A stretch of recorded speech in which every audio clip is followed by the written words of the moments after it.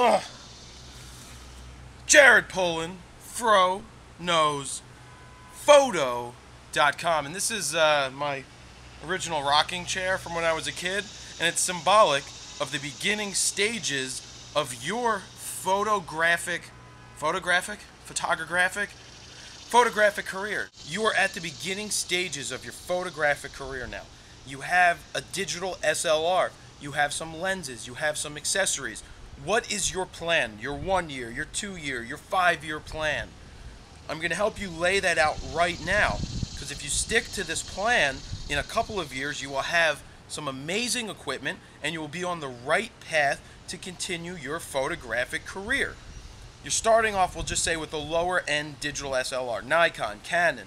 You have the kit lens that you've probably replaced with some 35 1.8s, a 50 1.8, a Tamron 17 to 50, a Sigma 18 to 50, as I talk about getting those 2.8s early, because it's going to make your job a heck of a lot easier when you're shooting pictures.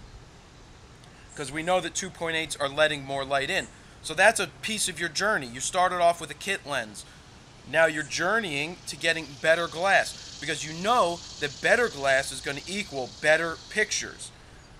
A lot of people, when, say, a new body comes out, you have a D3000, there's a D5000, they want to upgrade to the D5000. Or, for example, back in the day there was a D70, and people upgraded from the D70 to the D80, sometimes only had 2,000 shots on their camera. It doesn't make sense to step up to the same model on the same plane. You're not going up in your equipment at that point. So this is what I say. You start with a low-end camera. You stay there for a couple of years until you outgrow it. But it doesn't make sense to buy the next generation of the model that you currently have. You want to take a step. We'll use the Nikon, for example, D3000. What should the next step be? Should it be a D5000? No. It could be a D90, which is a pretty good step if you're still doing it as a hobby and you're not getting paid.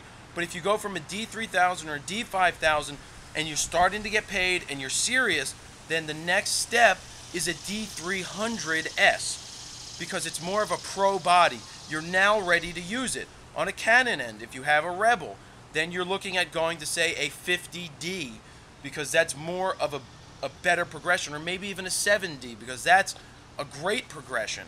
You're ready for it. At that point, the body is going to be worth investing in. But in the first couple years, it's about lenses. You have the beginning lenses, you start to add.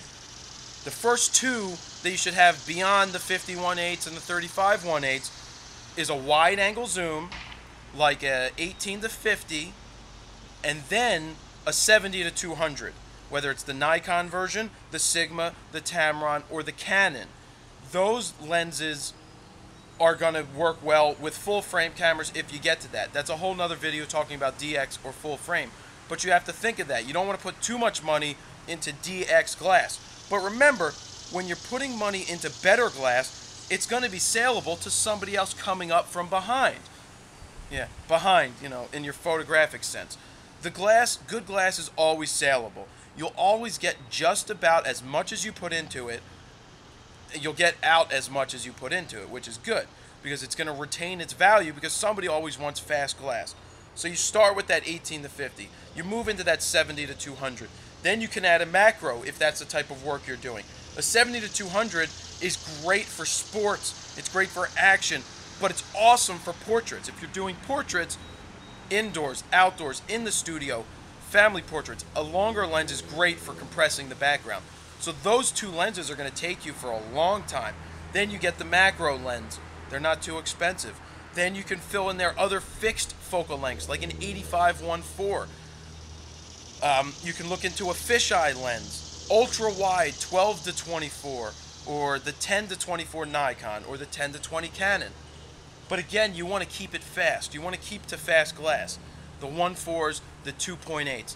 F4, you're pushing it a little bit, but in the ultra wide, like a 12 to 24, that's fine, because you're doing landscapes on a tripod. You want to add bugs. You want to add memory cards, bigger memory cards. You want to add backup hard drives. This is your progression. And as you go from the D3000 to a D90 or D300S, the next step after that, you should be making money at this, is a full frame camera. A full frame FX, or on the Canon end, just a full frame camera. So, that is your progression. Try to stick to it.